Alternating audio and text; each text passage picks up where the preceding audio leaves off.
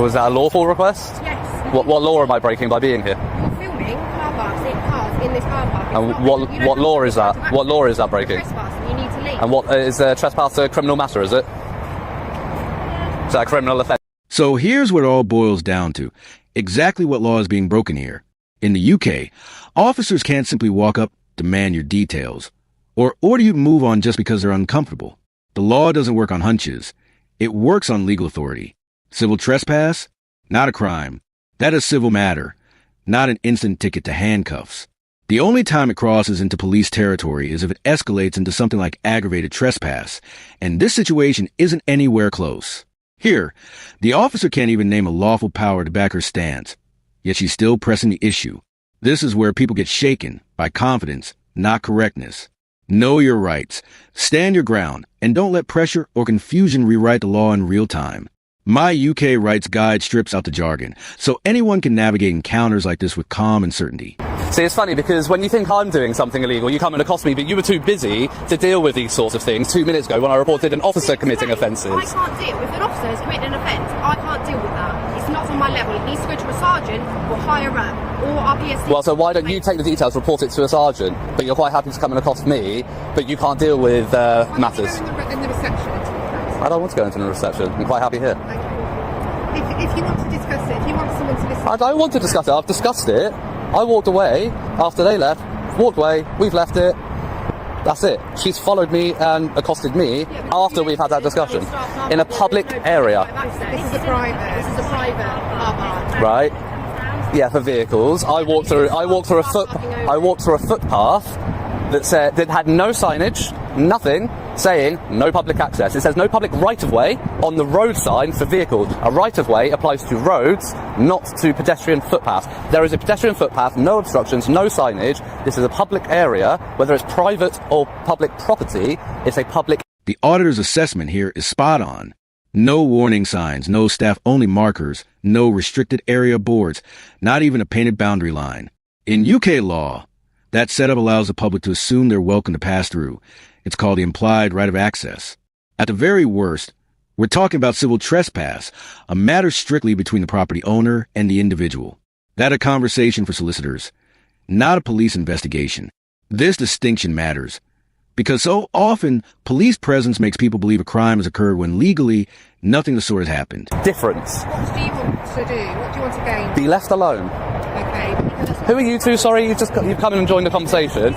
Sorry? No problem, police officers. And what's your name and badge number? 89. 89? Yeah. DC, PC, DS? 89. PC, 89. And yourself? I'm DC 424. DC 424. And you're both based here? Yeah. But we just say, if you want, we can go over there, but we're just saying this is private property. This is a police car park. Okay. It's private property. So if you want to come back over there, by all means, we can go and try and sort out whatever your complaint is, but it's having it in our private property. We're not going to have that. So if you want to come over to the foyer, no problems at all. We can go and have a chat over there. But the foyer is private property as well. Yeah, but you can gain access. I can gain access to this. We've just been through that. We've just been through this. There's nothing for pedestrians. Why not? Because it's a secure, and it could be, you could pose a security... Well, it's not secure, is it? If I've just managed to walk in here, it's not secure, is it? All right. You say secure, but it's not. What's the purpose for being on this car park? Because our concern is... I'm making a video. It's a security breach that we're concerned about. So we're happy to talk to you, but while you're here, we've got concerns about security breaches. This is where the logic begins to wobble. The claim? The auditor is a potential security risk. But security under the law isn't a gut feeling. It's supported by tangible, provable facts. If the location was genuinely sensitive, there would be visible, physical barriers, lock gates, secure fencing, key card access. The reality? An open route where anyone can stroll in without challenge. That's a hole in the planning and execution of site security, not an excuse to lean on a member of the public.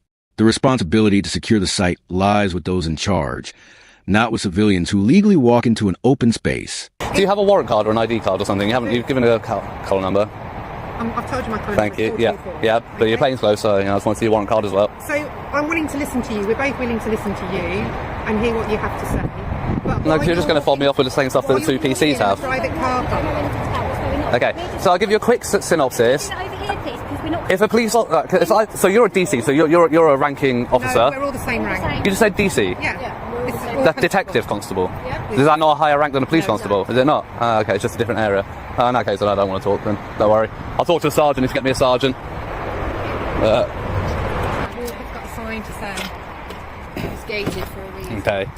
So you see the no entry signs and that one. Like I said, private property, no public right of way. As we discussed, what right of way is, not public access. A right of way is relevant to roads. That's what a right of way is. A public right of way is a public road that people can access with a vehicle. Yeah. As you can tell, I'm not in a vehicle. I'm not in a vehicle. If it's secure, right? So as you can see there. I'm not going through it all with you. Well, you're going to try and do the whole. Oh, I know this legislation. I know that. I'm not really that fussed. I just asked you to leave politely. And I've declined. Yeah. Cool. I just don't really see the point in you being here. Like I don't know. I don't see the point in you being here either. But there we go. Right, this is my job. Yeah, it's my job. I'm at work. It's my working place. Yeah, it's my place. This is my place of work right now as well. Oh, is it? Yeah. Hello, sir. Thank you. See, sensible. The most sensible person so far. You're a sergeant? Yeah, I am. For my Thank you. Finally. Right. Okay. Well, we'll move away from the PCs because. Are we already standing over there so the cars can move around? Oh well, the cars can move around. I mean, where's the car going to move? Here, it's fine. We've got plenty of room. Just asking where you stand We've got over plenty of room. I just want to move away from the PCs, to be honest. I want to talk to you. I don't want to talk to them. So if you can come with me and if you want to talk to me away from the others, that's fine. What I'm saying, sir, is there's operational police vehicles just moving here. That's fine. I'm quite conscious of the road. I've managed this many. many. Conversation with you, but can we just do it there? I've managed this many years. I'll tell you what. After we finish talking, you want to stand back here for a second? Can we just talk over there? I'll tell you what. I'm not trying to be difficult. We can talk on the path there. My name's Pete. What's your name? Pete. Yes. Have you collar number, Pete? My name's DS 1446 Pete McGill. DS 1446. Yes. Enter Detective Sergeant Pete McGill, and the atmosphere shifts instantly. This is what measured policing looks like. McGill listens, weighs the facts, and acknowledges the murky signage. He takes the time to explain where civil issues end and criminal jurisdiction begins. The difference is clear. Respect in tone, precision in words, and a calm that diffuses tension. This isn't about surrendering authority. It's about exercising it wisely.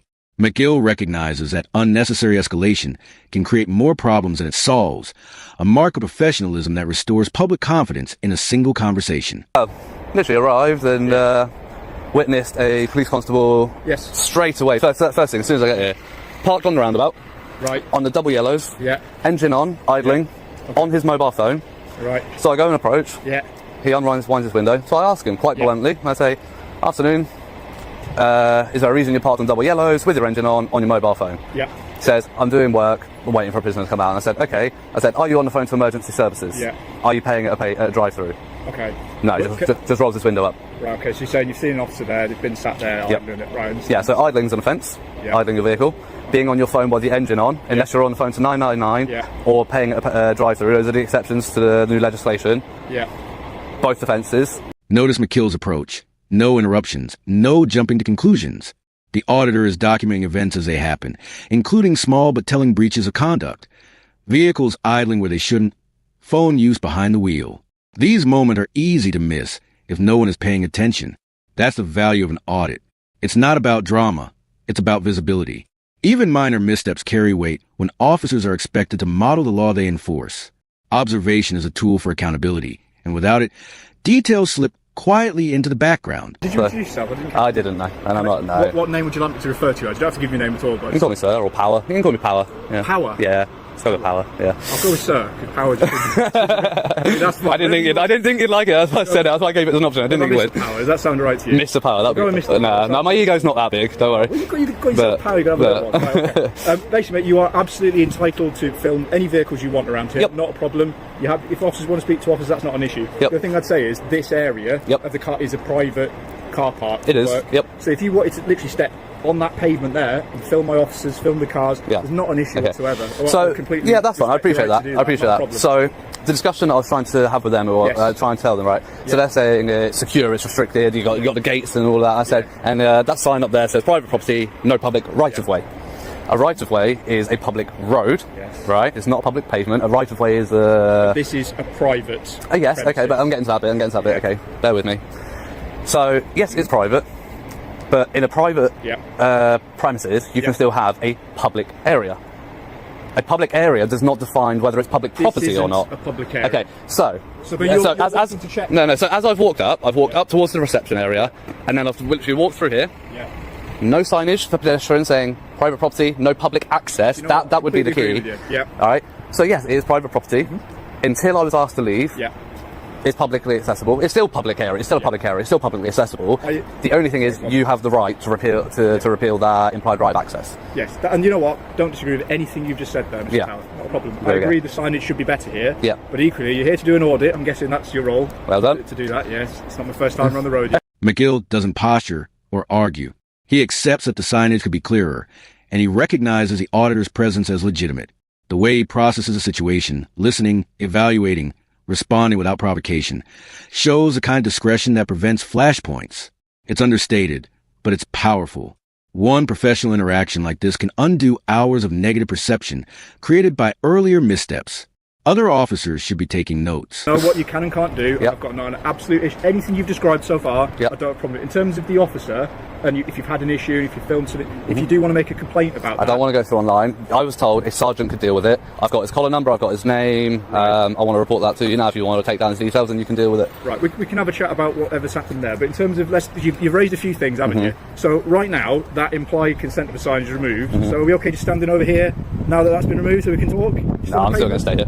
Okay, but I'm trying to be courteous to you. I know, and I appreciate that, and that's why I'm not being as belligerent with you, but I am going to stand firm on where I stand, and where I am standing, literally. But I don't understand why, if we've just covered that it's private premises and that implied right has been removed. Yeah. Because I agree, it isn't enough signage. So can you help me understand that rationale? Because at the end of the day, they were... not a gentleman, I've not met him yet, but the ladies were so belligerent about it, in the fact that I absolutely couldn't be here and absolutely was doing something wrong, especially the blonde officer. So I tried to raise the incident with the guy parked in his marked vehicle and doing all of that. Tried to raise it with her, was not interested, not her business, because she's a response officer.